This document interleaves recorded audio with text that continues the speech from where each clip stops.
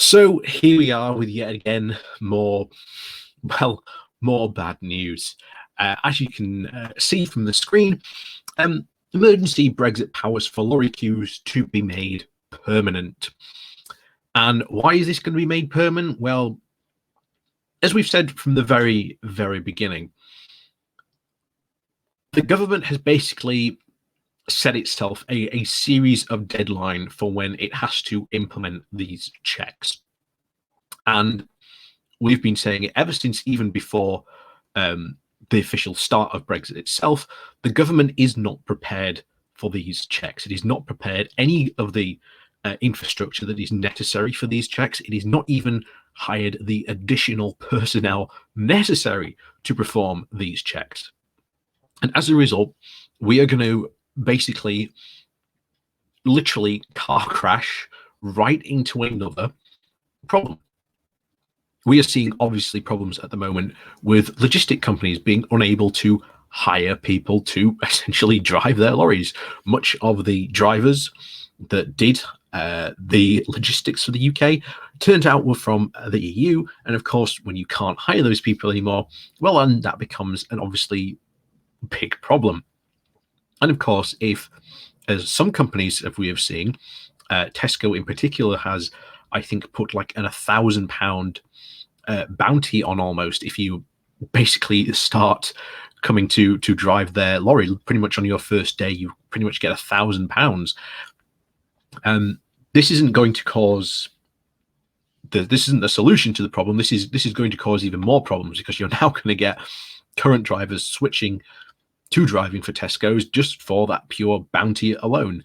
Like I say, that's not the only problem currently in the industry is facing, but it is one of the many problems they are facing. And of course, one of the knock-on effects is that we are going to see is this of queues.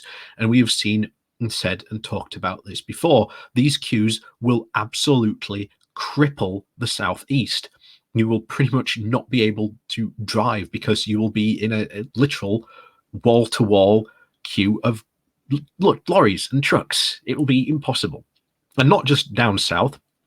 I have warned several times about Hull, about how Hull might become completely gridlocked in the future.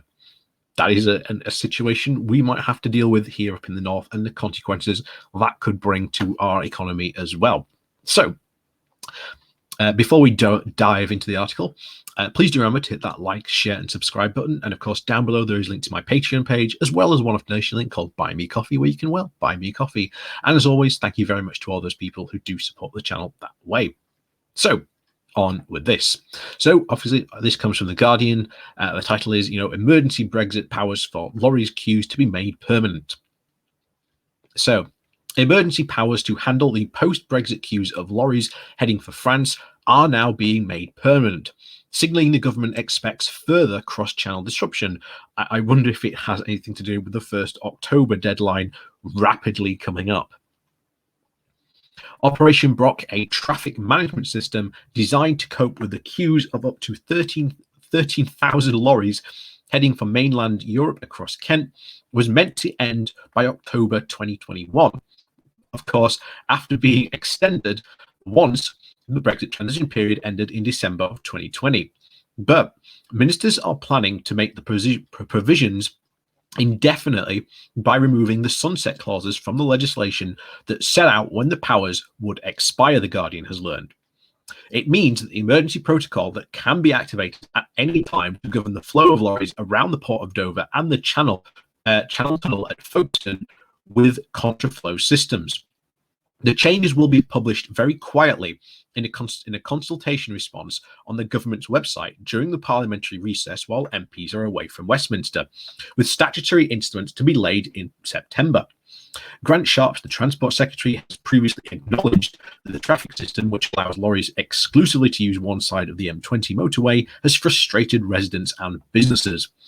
The measures were obviously enacted back in October of 2019 in relation to Brexit, and of course again in December of 2020 after the French border closed as a result of the coronavirus concerns, as well as briefly again this summer in anticipation of heavy holiday and halt traffic to France. Under the contingency plan, part of the eastbound M20 and the main artery to Dover and the Eurotunnel at Folkestone is basically closed off to normal traffic and made exclusively available for lorries and other vehicles to use instead of the underground side of the M20 in a contraflow system. And of course, this is you can see how this contraflow system should, in theory, work. But what's shocking is, as you can see from this picture, you've got Dover and Folkestone down here, two main. Obviously, Dover, the main one for ferries, as well as Maidstone up here. But you've also got Folkestone, which is the primary entrance to the Channel Tunnel. And this is where all the traffic is going to go. So instantly, you can see how far back they are planning. I mean, this goes all the way back to the M25, back up to London. We are not, as we've said before, we are not talking about like small queues. We're talking really, really long queues. This could be absolutely crippling for this part of the country. Well and truly crippling.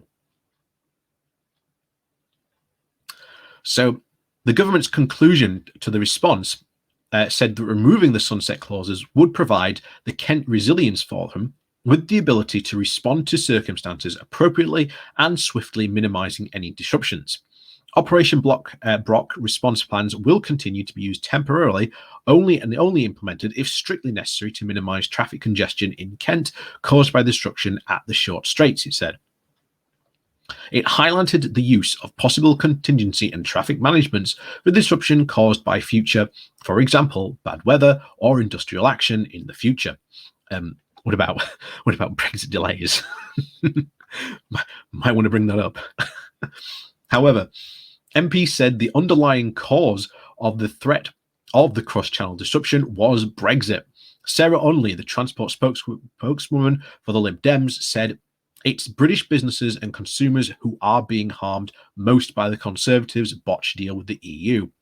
With this move, they're essentially admitting that the disruption to local residents that they will have to endure will be long-lasting and persist for the foreseeable future. Instead of fixing the underlying cause and listening to the concerns of the people of Kent, all the Tory ministers are doing is papering over the cracks, and it's just not good enough. Jing McDon, the Shadow Transport Secretary, said that by removing the sunset clauses in Operation Blocks, it's an admission that they failed to plan for an outcome of their Brexit negotiations and failed to work with the local people over the past 18 months to put in place a better scheme. Operation Brock has already proved unpopular locally, and slipping out an announcement in the hope that no one notices shows a total disregard for any concerns of the local people in Kent. Ministers must explain why they have not looked at other options and what mitigation measures they are going to put in place to try and reduce disruption to affect local communities. Naomi Smith, the international executive of the internationalist campaign group Best for Britain, said, This is an admission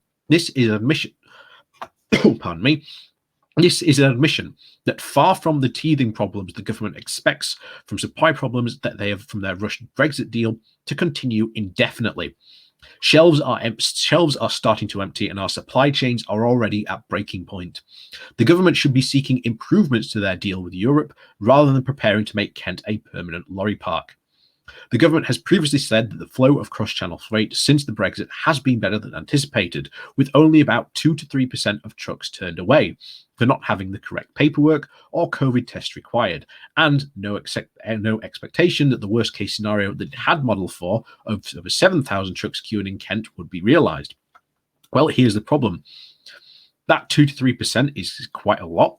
It's certainly more than it was previously, of course.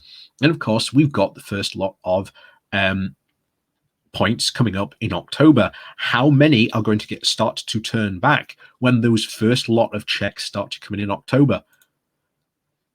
This is why I've said Halloween is going to be very, very scary for Boris and co. Very, very scary.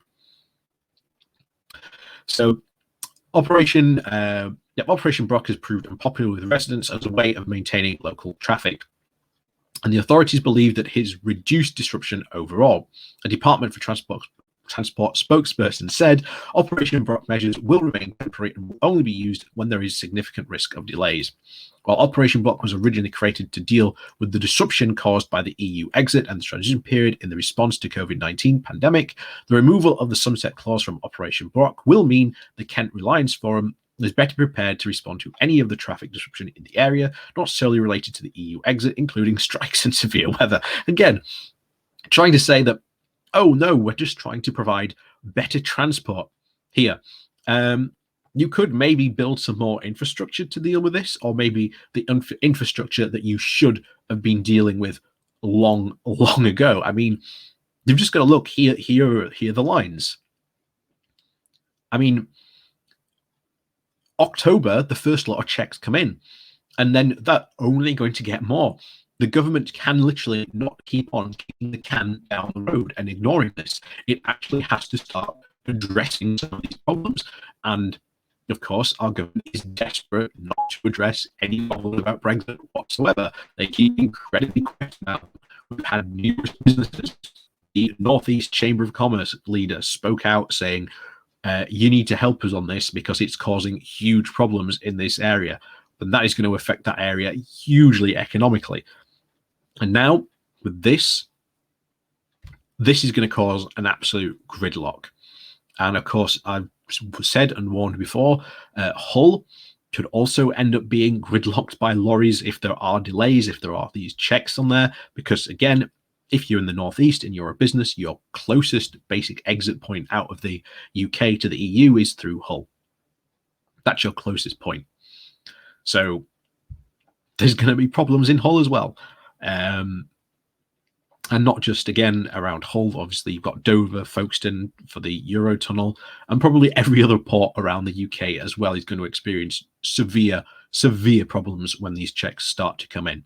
So, as always, thanks for watching. Please do remember to hit that like, share, and subscribe button on your way out. And of course, down below there is links to my Patreon page and a one-off donation link called Buy Me Coffee, where you can, well, buy me coffee.